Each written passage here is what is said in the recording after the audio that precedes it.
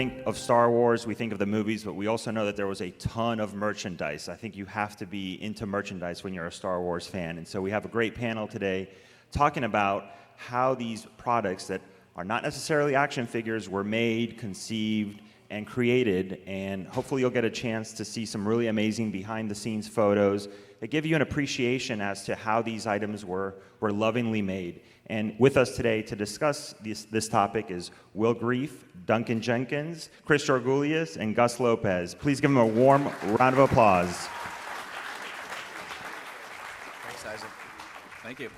Thanks, Isaac. Appreciate the intro. And I feel pretty blessed and lucky to be up here on the stage with these three guys, Chris, Duncan, and Gus. I mean, are amazing collectors at another level than I've ever been. But they were real pioneers on figuring out like how things were done and bringing collectibles that were never thought about in the past to the forefront of collecting. And a lot of what's been done in the past has been with Kenner. Like Kenner, everybody knows Kenner, everybody knows the toys and this and that. And these guys were pioneers in bringing all those collectibles that led to those toys and finding out that information. One thing that hasn't been done in the past to a large extent in any of these panels over the years is talking about things that Kenner didn't make. And like Isaac mentioned, there's a lot of merchandise. There's been lots of merchandise over the years. This is going to focus more on the pre-90s type collectibles, but there's some other stuff thrown in here, and we'll just get right to it. And we're going to go over all these topics, but first I wanted to bring to light one of the things that I find interesting in collecting Star Wars at all is that there are products available across the line, and that a lot of the ways of making these products is similar to the Kenner line. So I wanted to tag Chris and talk to him a little bit about that and kind of how things are paralleled, like what, as far as like a three-dimensional item, how did Kenner typically conceive of things and merchandise?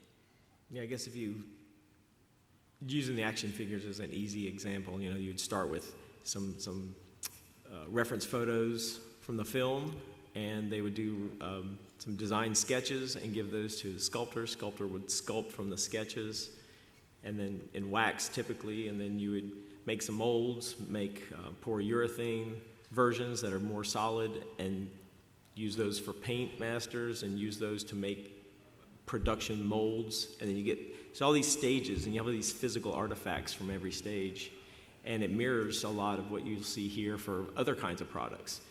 And the good thing about these, we typically focus kind of more on like the 80s stuff, because they were doing a lot more things by hand. There's a lot of hand-done things.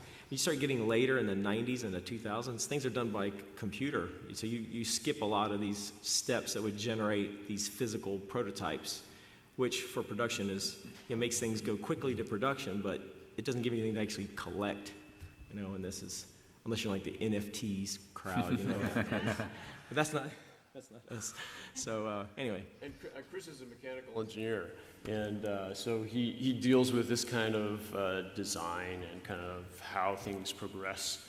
So it's like right up his alley. And nowadays it's like computer generated. Everything's computer generated. So we're very lucky to have like collectibles that led to the merchandise available, because nowadays it's not as easy to get that stuff because they don't create them anymore.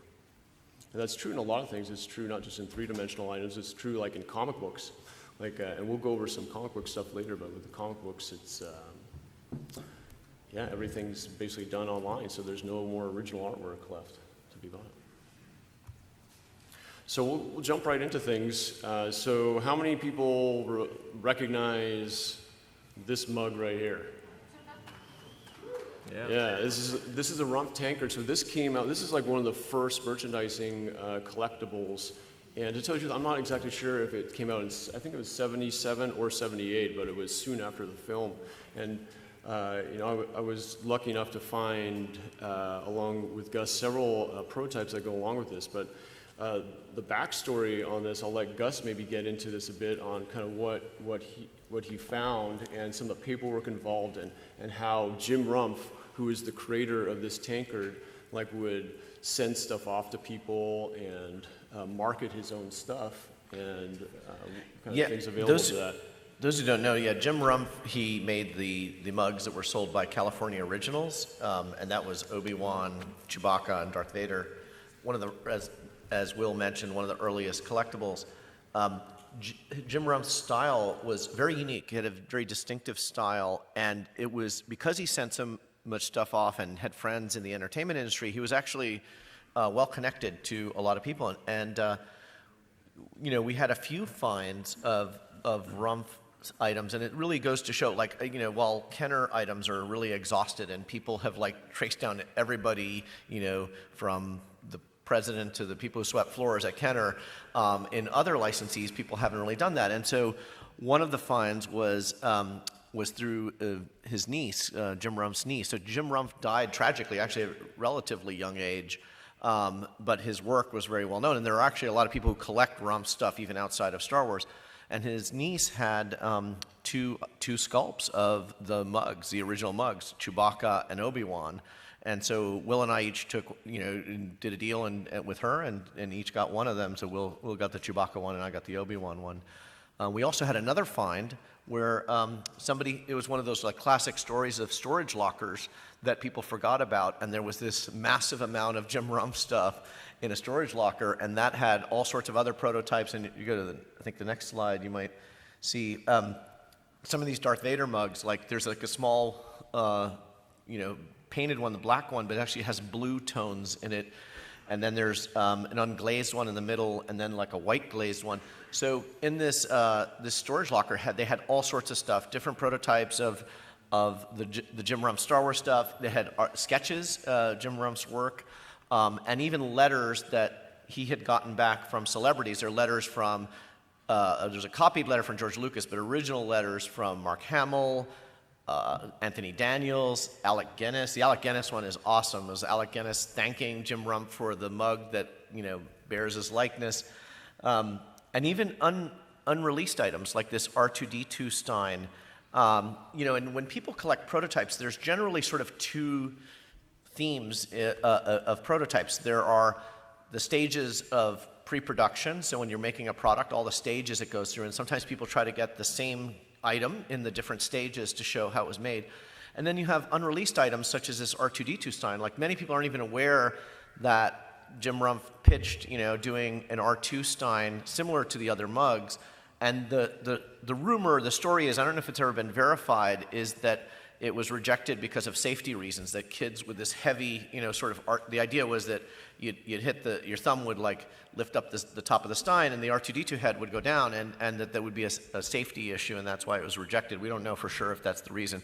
But here are some photos that we had in the archives from the stuff in the storage locker, and then the top of a Stein. So I'm looking for the bottom of one. I don't have that yet, so if you know anyone who has one, let's talk. But there were some really cool things. And I don't know, in the next slide, here's some photos. Some of these were on the boxes that they shipped in. And one thing that people don't realize is that for the Jim Rumpf stuff, that actually he sold them under his own company, Mind Circus, originally. And there's an early version of those mugs under the Mind Circus brand, but very few of those are out there. We were also able to find some of those, but they were mass-produced by California Originals. So they used Rumpf's designs and then made them more widely available. And then next slide. Actually, I'll just jump in Yeah. before you talk about this. Yeah. So it's very, to me, it's just magical that we're able to find some of these things. This is the original sculpt that Jim Rumpf created for that Chewbacca tankard back in 1977, and it still has his fingerprints where he was holding that clay sculpt. So he was holding with his left hand, and he was sitting here and creating that sculpt.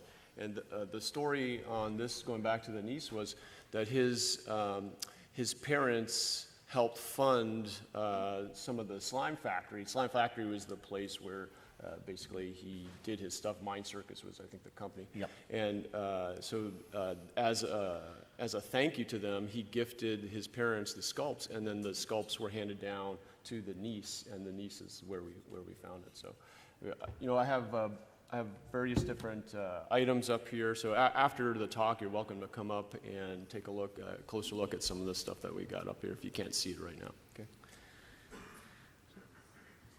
And Jim Rumpf is also an artist, and he would do various cards and things, and also part of this locker find was some of his original art. So to the right side, you see sort of two things there. You see like this Close Encounters themed holiday card, and then an envelope, this pretty big envelope that it sort of is the Star Wars characters sort of riding into Bethlehem, so a Christmas themed thing. And actually, the Jim Rumpf, I think it's 1977 Christmas card itself is super difficult to find. And on the left is actually the original painting for that. So that was all stored in these archives, which was kind of awesome, a Star Wars piece people didn't really know about. So that's a great example. The Rumpf stuff is a great example of three-dimensional stuff that's available, two-dimensional, like the unproduced labels, the artwork that was found. And for these tankers, basically, the sculpt was done, and then molds were done of the sculpt, and then once there was a copy done, then he would stick it onto the mug. So I don't have a Chewbacca tankard handy here, but you can see kind of where this face was melded onto the rest of the mug, and then once they, we didn't find molds of the Star Wars ones, but in that. In the storage unit find, there were large molds. I mean, there were these huge things that basically that's what they would use to produce the tankards. And for Jim Rumpf, he was like a small operation, and once Star Wars took off, there was just too huge a demand for the tankards. So then it got passed off to the California Originals. And so if you find that the typical ones that you find now are regular production. California Originals, they'll come in a box like this or a different box, but there are separate ones that I just wanted to go back to that one slide here where there's actually Mind Circus tankards that aren't really pre-production, but they're kind of pre-production because they were the one that was created before the production one. And it's the one with the green and larger size, that's the Mind Circus one. The sculpt's in the middle there, and then the one with the blue lip, that's actually the classic California Originals one. So if you ever see a Chewbacca tankard that has the Rumpf signature on the bottom and it looks a little bit different, it might be one of those. Keep an eye out. Actually, we just found one on eBay in the past year. One came up recently. So, mugs to hold your drink of choice and lunch. I'm sure everybody's had lunch. So lunch boxes. I mean, these are something that were so ubiquitous back in the the late 70s. I actually never had this lunchbox as a kid. I think I had a Scooby-Doo lunchbox, but everybody had a lunchbox. That's what you brought your lunch to school. And I'm like, how many of you guys recognize this lunchbox? Like most of you, it's just like an iconic piece. So just like relatively recently, I think this was in the last 2 years, somebody randomly approached me saying, "Hey, I got this lunchbox proof sheet," and I think it was a guy on Facebook. And I said, yeah, I'd be interested in seeing it. And lo and behold, he actually had the proof sheet made out of metal, slightly rusting, as you can see, of the lunchbox. And what I found like incredible, King Sealy Thermos is the one who made it, is that they had the date on the proof sheet. And it was dated back to July 11th, 1977, and everybody knows when Star Wars was released, right? May 4th, 1970. No, I'm kidding, not May 4th. So it was less than 2 months after the film was released, you have this proof sheet. So this was into production. Somebody was probably frantically producing the art to get on here, and then at this point in time, less than 2 months later, they had a proof sheet going. So, prize item in my collection. Other lunch stuff. So we go from a lunchbox that pretty much everybody has seen to a lunchbox that probably very few of you have ever seen before. This is an unreleased version, an unreleased lunch pail. And this is plastic for the R2-D2. The idea was to have a little zipper right underneath his dome, and it zips about 80-90% of the way around. The top folds back, and then inside is the insulated part for your lunch and keeping everything in there.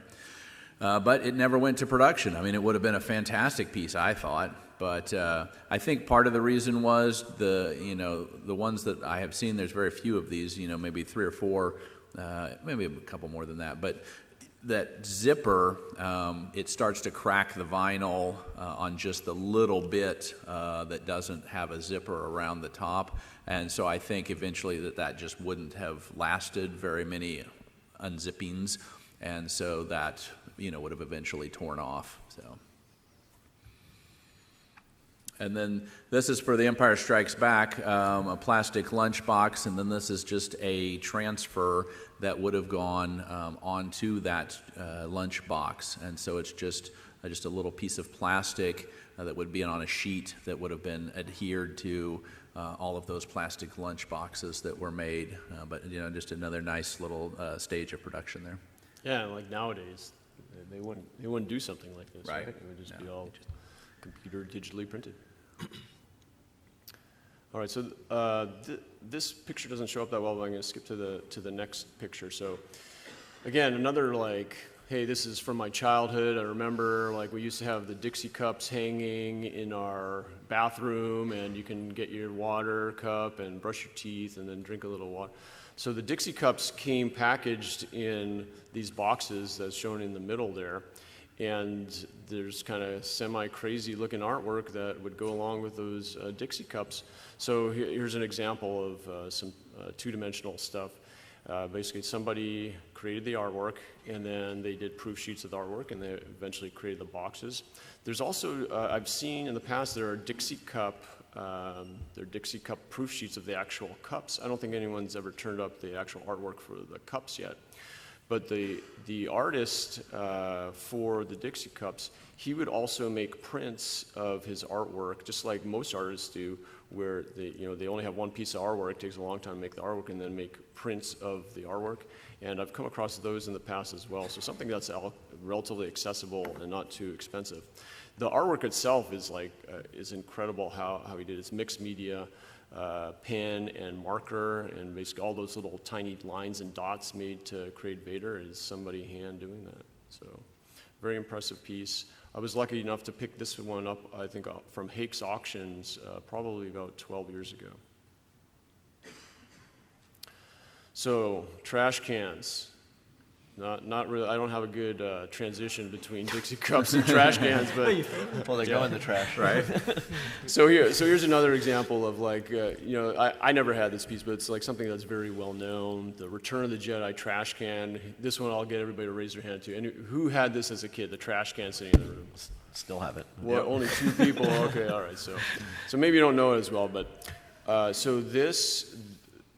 As with anything, a lot of this stuff, nothing was computer generated. They had to hire an artist to do artwork, and they approached a company, and that company basically was coming up with whatever artwork, and I believe it got rejected by Lucasfilm initially, and there was a young artist within the company said, "Hey, I want to do this. I want to be the one that creates the artwork for these chain coat tins and all the tin items that went along with it." So initially he produced a preliminary artwork, and that's off to the right here. If you can't see it, hopefully you can swing by. That preliminary artwork is a pencil artwork that was done by the artist, where he told me the story where he went over and above his boss and sent a copy of this or showed it to Lucasfilm, and they saw that and were like, "We want this guy doing our artwork." And he thought he was going to get fired for it, but once Lucasfilm gave the okay, he got the job and he started painting. And so this original artwork actually showed up on Heritage Auctions, and I'm not even sure what category auction it showed up in, but it might have been the poster. Might have been on the poster side of things. because Heritage compartmentalizes their auctions, but it's another place to look for if you're looking to buy stuff.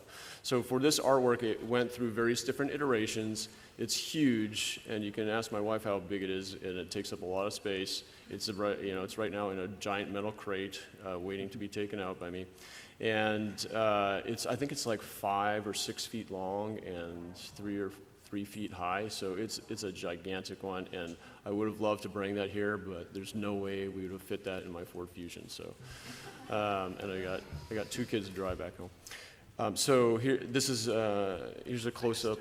Here's a close-up of the artwork, and this is a photograph of the interim where he was doing the artwork, where you can see the Darth Vader actually was holding the lightsaber, and they got rid of the lightsaber. Proof sheets, so they take the artwork, and then they proof it. They put it on a piece of metal tin. Well, they photograph it, and then they rearrange things, typically by hand. I don't have any of that, but and then they'll print it onto the metal, and I have an example of proof sheet. You guys are all welcome to come up. And this is kind of the lot of the stuff that went in there. And you can see that prelim artwork on the lower right-hand corner. At previous Celebration, they actually made a T-shirt of that prelim artwork. So there's a T-shirt up here, and that was made, I don't know, about 10 years ago. All right, so going from trash cans and tins, and again, you're welcome to come up here and take a look at some of the examples of that. And we're going to switch to cookies. Gus, you want to talk about these cookies? So, another example of a relatively untapped, licensee was Pepperidge Farm. Their food collecting in Star Wars has really grown in the last several years, and it's been actually surprising how some of the Pepperidge Farm items have come up. These were what you see here on the left are engravings. So, in the process of making the cookies, this is where they start, where they actually have someone, I don't even know what the right term is, but they're basically, I guess, engraving into these brass plates. And it was a pretty standard process at the time. I think it's still done today to some degree, but a lot of the stuff is in software now that probably does it automatically, whereas then they used a tool to just sort of carve out the shape of the cookie. And these actually came up on eBay a few years ago. Some of them came with like what we call hard copies, but they're actually soft and bendable. And we believe it was to get, so when they made the molds, they could get a curvature for the cookie. But here's the thing. Unlike the Kenner stuff, which has been researched to death and we've triangulated, from different people that we've talked to, on something like this, we were dealing with only a handful of people and recollections that sometimes contradictory. So, and also we have to apply our knowledge from other types of production processes to just try to figure out what's going on here. But anyway, what these are, we can think of as almost like the original sculpts, the equivalent of like the original sculpts for the cookies, and they just popped up on eBay, and nobody really knew what they were when they came up. Some people thought these are like unused molds, but there were, if you dug deeper, there was a lot of reference online that showed they were actually the original engravings. Like the plates are pretty standard size. Some of them, one of them, the Admiral Akbar, you could tell they started to do it on one side and they messed it up, so they flipped it over, and then the person finished it on the other side. And then there were a couple unreleased characters from the cookie line. Der Droopy. I don't know, you guys know who Droopy McCool is, but for whatever reason they called him Der Droopy. And lower left-hand corner. I think that actually, do we have any German in here? Anybody who's German? I think there might be some type of German reference. Yeah, I wondered if it was for another release. So anyway, these are the original engravings, which is the first step, and then they make what we believe happened. Then they take the purple pieces that were like the hard copies, but they were bendable, and then they make tooling masters. And so this was from another find, with somebody who contacted me and had connections at Pepperidge Farm, and basically this is the full run of the tooling masters used to make the cookies, and they already have a curvature applied to them, because the process of making the cookies is that they make these dies that basically go on this big, kind of column that basically a rotary die that just goes over the dough and just cuts the cookies. And so the tooling masters need to have that curvature to them that you see in the final dies or molds, which I think we see in the next picture. Like here's an example of a Chewbacca one that has it's hard to tell from the photo, but it has a curvature to it that comes from the tooling master. All right, cookies. What comes after cookies? I mean, what would be the logical next thing for after cookies? Nutrition deficient because Blue milk. kids are eating like too many cookies and not eating anything else. Vitamins, yeah. And logical. It's like, what would you think if your mom showed up and said, you need to take your vitamin, and it was this big, right? That's the Chewbacca vitamin. This is from 1991. Also Bigfoot vitamins, right? Yeah. So these were character vitamins. Early, this is like 1991, a dark period of Star Wars collecting. These vitamins, that's just a standard box. Like the vitamin box is like this big, right? The vitamins would have been chewable size, but the sculpting was done this big.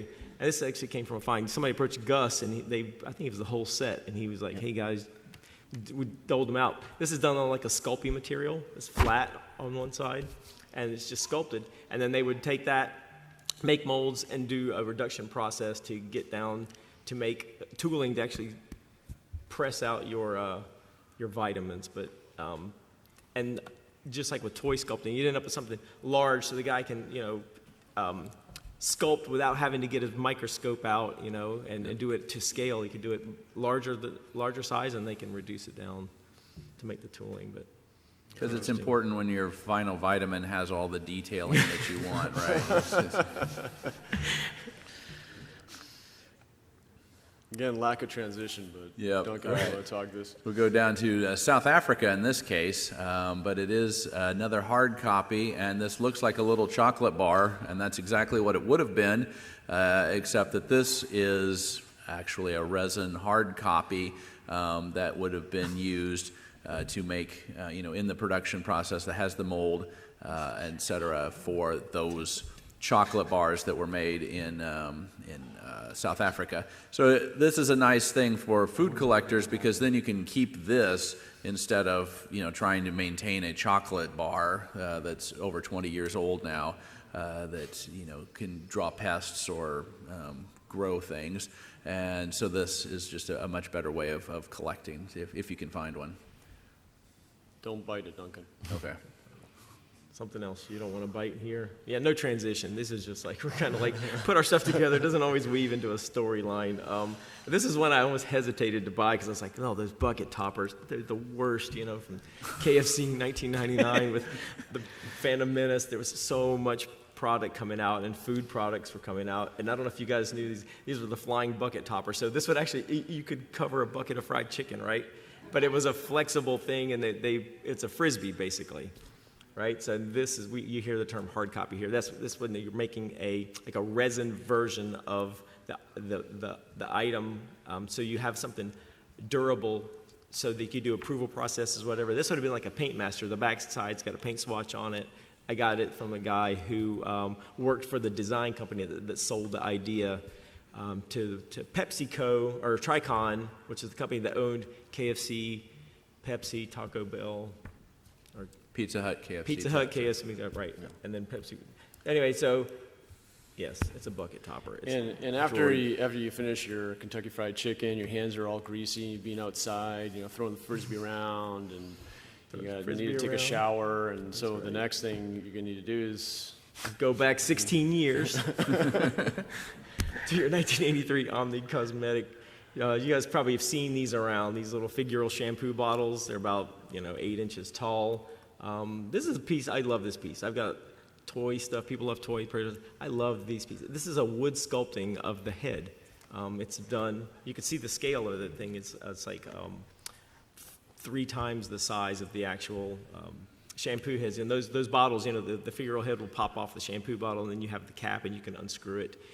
The same way, this wood sculpting, it pops off of this form, and the inside, the shape is exactly the same inside. The inside shape matches the inside shape of the actual shampoo bottle, so it's really fun. And this is just something somebody would have had to sculpt out of wood.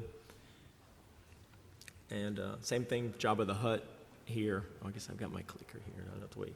So same difference here. It was cool. The pair turned up. I've never seen any other ones for the rest of the bottles. But then and I forgot that I got these in the mid '90s, and then only a few years ago. these more hard copy, hear that term again, this is a hard copy of the shampoo bottles. This is like a solid resin. It's in that white resin. Just to get more of the body shape, the bottle shape. There are some differences in the actual base on this one.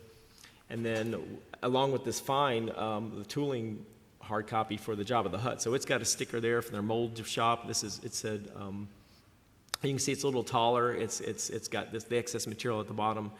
They would make the mold from this.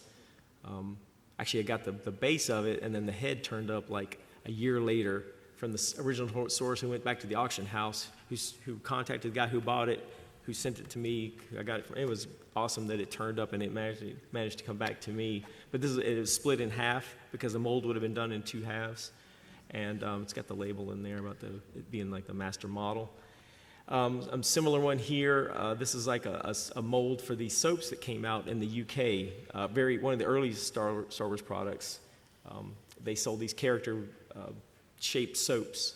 They're about 4 inches tall, and there's a mold with front and back on that. And staying with the UK theme here, this Nightlight, which is sort of like pseudo licensed. This is a roto-mold. It's called a rotational mold. It looks crazy dark, right? All the detail is on the inside of this piece. And what they would do to make this mold is you'd sculpt this R2-D2 in wax, and then they would put it in a bath and electroplate like a copper, I forget what kind of alloy it is. It's a copper alloy. They would electroplate onto it, and it would build a shell, and they would take that, remove it from the bath, and melt the wax out of it, and all the detail is on the inside. So the outside looks craggy. Some of the details look like cauliflower just because of how the electroplating was working. But it's a decent sized thickness. It's about 1/8 of an inch thick. Chris, do you think like that was the actual sculpt they used, or they would have wax copies and then use those wax basically? Right, Wax yeah, doesn't that's- exist anymore because it would get melted up. Yes, some of them they did melt the original, but yeah, they would have to make wax copies, and you make multiple molds because you would need them for production. And what they do is they pour like a liquid vinyl into it and cap it off and put it on a rotary fixture that would spin it and rotate it around, and the vinyl would coat the inside. And then when it was hard enough, they would pull it out, and that's how they make baby doll heads, anything like the soft vinyl. You'd be surprised. You get a big baby doll head, and they pull it through from the neck. So that big thing, it pulls through. It's like giving birth, I guess. Anybody found the wax things that basically used to make the rotocast molds, or? No, The cast, I haven't yeah. seen that before on this. Okay, so when Will first approached me, he's like, "Hey, you want to join this panel?" I swear I thought he said non-toy prototypes. And then even though after we were doing this thing, I'm like, non-Kenner, I see it in this title slide or whatever. And then he just pointed out to me, we're rehearsing the slide, he's like, "You realize you put a Kenner item in here?" And I was like, "Oh, man." The truth is, Chris can't get away from Kenner stuff. He loves it so much. He had to insert some bit of Kenner into yeah. this presentation, but that's okay. It's all right. Yeah. Very interesting item. So It was innocent. Because I was thinking non-toy, like, well, this isn't a toy. This is a switcheroo. You guys might be familiar in the 70s. There were light switch covers. You take your plate off. You took this figural head and you move the nose up and down, and that would make the light switch move up and down. And there was 3 different ones. This is just a mock-up. This shows that Kenner had this straw called the Whizzerific, and it was like a bendable straw that if you blew through it, it was like it played, it was like a whistle. But then you could also use it in your drink, and they used some of that packaging and did a mock-up on this, and they cut it packaging just right so you still see Whizzerific on it. But this would have been just to sort of show what the card size would have been and what the item would look like. And the other one's a signed sample, right? It's a signed sample. I didn't have a regular to go with it, but that's what, more or less what it looked like in production with that pink background. They've gained more popularity in the recent years. So sticking with sort of the vintage era here, so 1981, these little paint by number vinyl, sort of like a model, but it came with like 5 or 6 paints. You get it out, and it was made the same way. It's a rotomolded part, and beside that is the mold for that. So you can see that the details really rough on this on the outside, because it's the inside where all the detail is on this, and this is for this Craftmaster Han Solo. It was interesting. I don't know. It's probably 10 years now. A guy in New Jersey knew somebody. Somebody came into a scrapyard with all these molds, and they were just going to scrap the things, and the people looked at them and was like, oh man, these are Star Wars molds. And this has happened before with roto molds from some of these factories, especially in the Northeast, and somebody would have the wherewithal to be like, these are not scrap, and they would take them out of those. But any kind of doll head, any kind of vinyl piece like that would be made with a mold like this. And luckily, he saved a whole bunch, and you could pick and choose like which ones you wanted to buy. So it's nice, and things like this do turn up. You just have to sort of like be lucky sometimes, and sometimes you sort of have to be looking for them. And it's sort of esoteric, and sometimes people know he collects this. This guy might want this. So just that kind of thing. So now that was Empire Strikes Back, Return of the Jedi. They did the same thing, and this is a good close-up of the R2-D2 and C-3PO, a little paint vinyl kit. So you can see how rough that is. It almost looks like something that you would, salvage from a shipwreck or something that's been barnacled. So again, as Chris was saying, the inside is all the detail. And so just to show you the final packaging, I thought I would show some Lily Liddy version, the Mexican version, to give our friends down south a little love there. So much rarer to find that one on the Jedi card. Gus, you want to talk? Yeah, and these are some prototypes of coins that were made in the 90s, like these sort of large plastic coins, and by Craft House, and basically they're sculpted very similar to other coins that have been made for Star Wars, like the coins that Kenner used, where there are some of the, not many, but some of the Kenner coins were wax sculpt, and so the pieces you see a Leia piece and a Han piece that are sort of in the foreground. Those were the sculpts, and they're done at multiple times the scale. So they, when they make the final coin, they reduce the scale down. In the case of the Han coin, you have there's also a mold and then a painted hard copy. So they had one that they made presumably for display to promote the item. And so those came from actually different sources, which is what often happens when we're trying to put together the different stages of making, the pre-production stages, is you get different pieces from so in the case of the coin on the right, you see 4 different pieces, one of them being the final coin, which is the smallest piece in the photo. All right, so crafting to shoes. Good transition there. Even apparel has stages of production, and so here we have the one on the left is the production version. These are from Brazil, from the Droids cartoon series. So it's like multiple levels of obscurity here. They're shoes from Brazil. They're from the cartoon series in the late 80s when nobody was collecting, and then you have prototype pieces of that too. But you can see that it's just kind of a black and white R2-D2 and 3PO, and the one on the right, and a red Star Wars logo. And then it's got an attachment onto the laces there that talks about what the changes need to be, and giving some approval information there, so you can see what the final production versus the earlier stage were like. You have a story behind how you got this one? So these did come from when they dumped all the stuff out of the Lucasfilm archives, and I went to the metal shop, and there was just this. So the metal shop was this place that was selling, long story, selling all of the stuff that that Lucasfilm had gotten rid of when they were paring down their archives, and it was supposed to have been given to donations, as charities. But somebody decided that meant that they could sell it. And so they were selling it out of this shop that was an industrial place that was making machinery, and had this just heavy machinery, oil, hydrocarbons everywhere, and dust. And so I was buying up all the stuff I could find. And there was this box in the back that was just filled with shoes, and then just had like this 1/4-inch layer of dust over everything.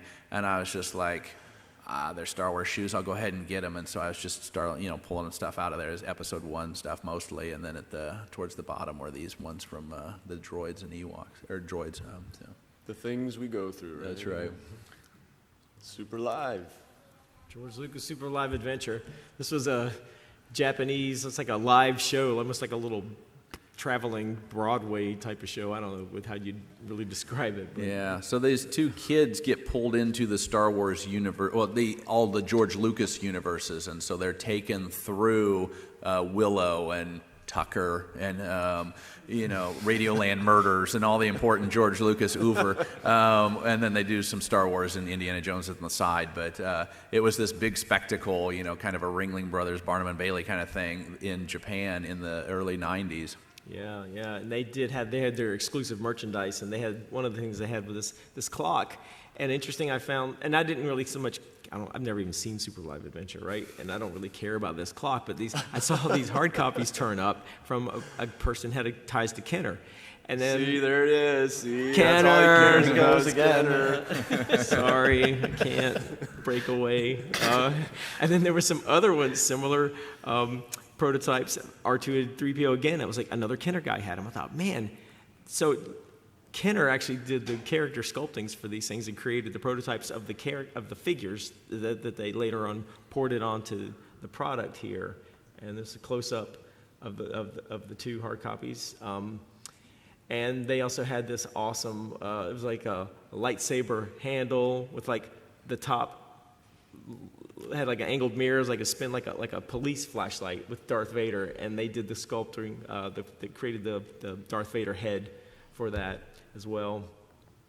But think about the interesting part of this is that Star Wars for Kenner ended, 85, 87, somewhere in that range, and now started up again with Hasbro in 95. We're looking at 92, so this is not even when they're doing Star Wars, and they're still doing Star Wars. So that was, kind of an interesting thing. So a lot of the molds that we've looked at before now are, kind of very hard or metal, steel and those sorts of things, the production molds, the brass molds we saw for the cookies. But this is a silicone. And so why would you have a silicone mold? Well, this is an earlier stage in the production. This is not to produce the final piece like the steel molds would be or the brass molds would be. This is more to make, again, the hard copy from a wax or a sculpt, and then they can use that as a paint master, or they can use that as a tooling master, that sort of thing. And so it's just kind of fun to have the hard copy there and see how it matches up exactly with the mold halves, and then make it the final production keychain there. Gus, you want to? Yeah, and these are, if you're familiar with, they've done these small-scale helmets. Different licensees have actually done them over the years, but the first ones were by Riddell Company, and they did a series of Star Wars helmets, like Luke's X-Wing pilot helmet, Stormtrooper helmet, Darth Vader, and there were other Riddell didn't make very many different many different helmets, but later on there were other licensees like Gentle Giant that made some helmets, but early on they were going to do a TIE pilot helmet, which is possibly, it's one of my favorite helmets, and it was incredibly detailed. And so the one on the left is actually an unreleased helmet from that first line, had they made a TIE pilot. And like all the helmets they made from the line, the detail is not just on the outside, it's on the inside. Chris Reif, who worked on these, really big Star Wars fan, and he's also an R2 builder, and he's, very actively involved in the Star Wars community. He had an incredible attention to detail, and so both the inside and outside of this helmet have a lot of detail for a TIE pilot helmet. And then other concepts they did with their 3PO and Vader helmets were these lamps. They just took the head, the Riddell helmet head, and then put them on this base and put a light on it. And these are all hand-wired, and when I got them, I plugged them in and they started smoking. And so I never did that again. But you can tell they were made just to show and pitch the idea, but they, of course, never made any products around this concept. Oh, sorry, I did Kenner again because this I was like, it's not a toy. This is perfect for this thing. This is like more in the hated era of Star Wars collecting, and Kenner was created in the mid '90s of the CinemaCast line, and they were the company, the employees were super jazzed. They do these larger scale,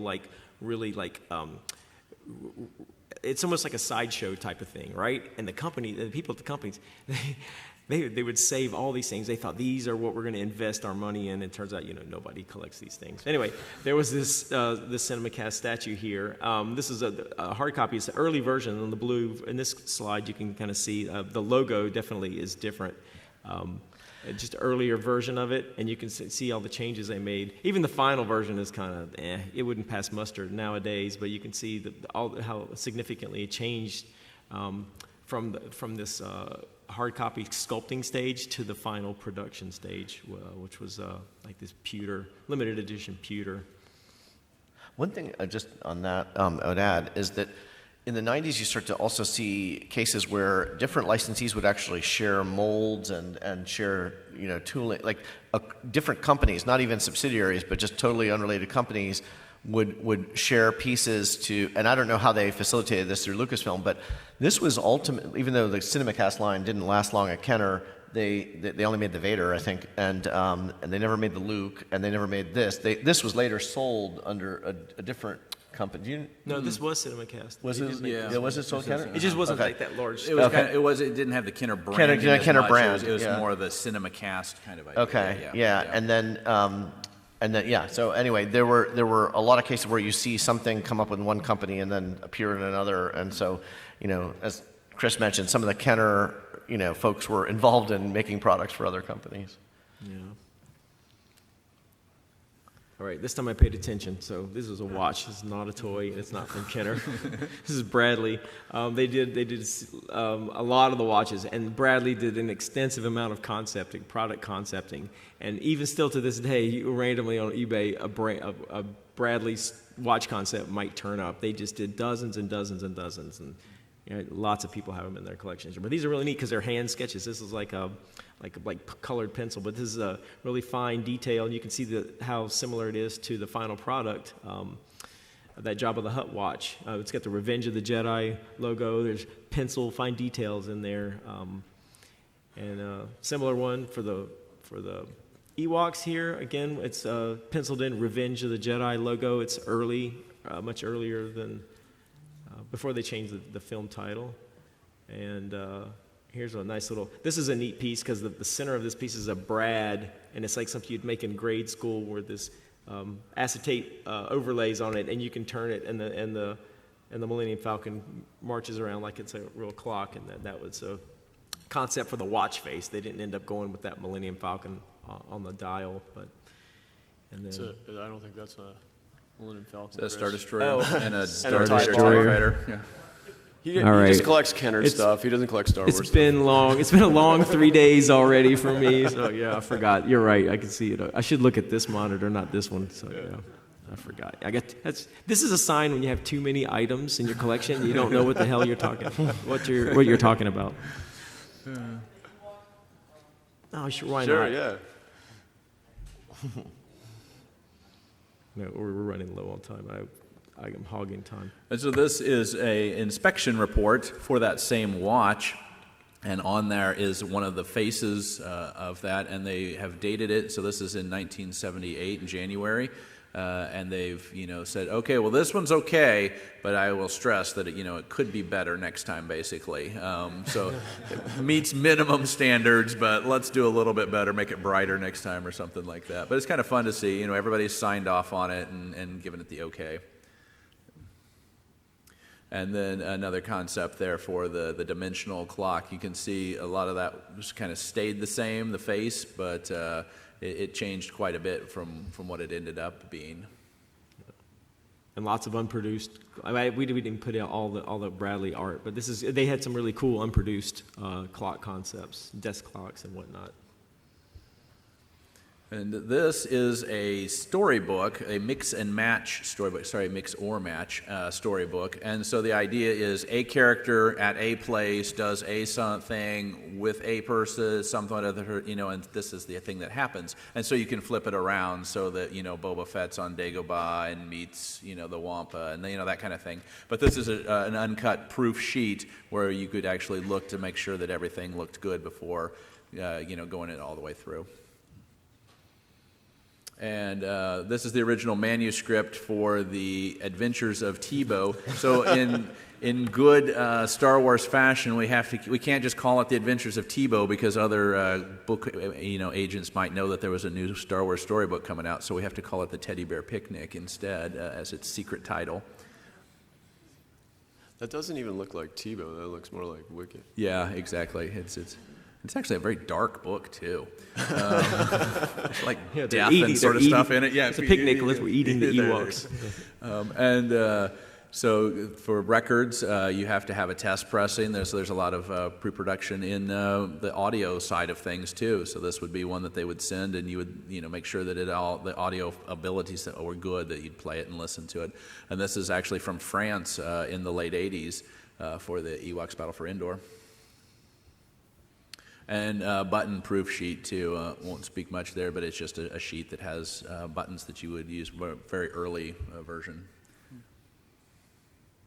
Now this one I do think is kind of fun. So I have this whole concept booklet that they put together, and this is in early May of 1977, and you can tell that they still don't even know how to market Star Wars.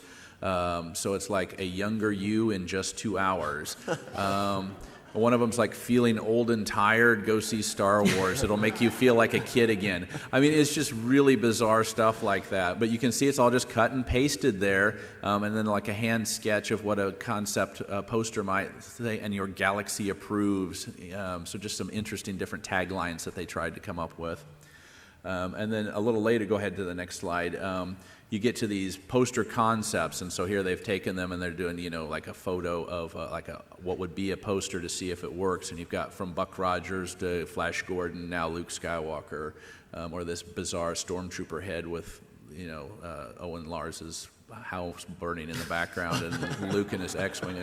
It's just bizarre. So an odyssey to the edge of your imagination and beyond, far beyond.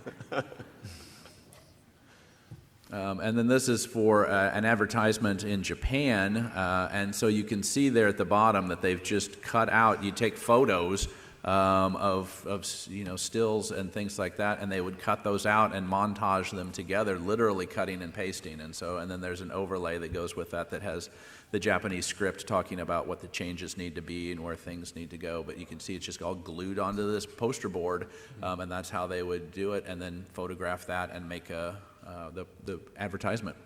Yeah, and this random concept artwork, like whether it's watches or movie advertisements, these pop up every now and then and don't really draw too much attention, so they're findable.